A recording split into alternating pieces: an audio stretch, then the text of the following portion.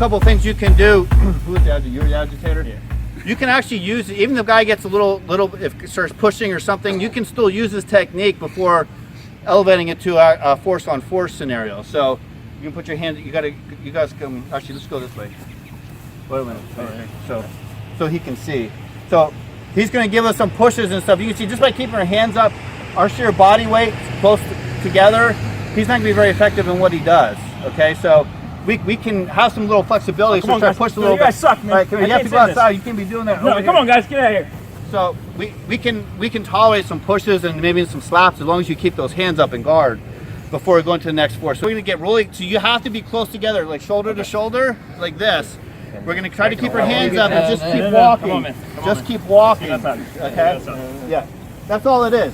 Okay? It doesn't take a lot of technical competency, but it's very effective, and you didn't necessarily grab somebody, you're just walking them out.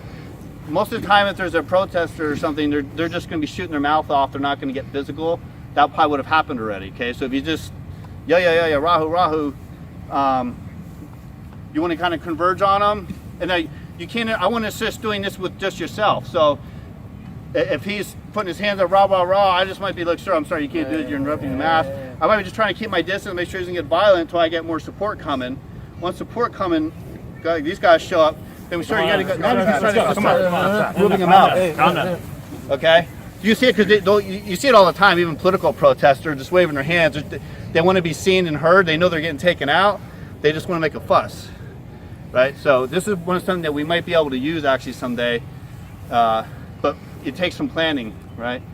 So we're just going to go through this drill.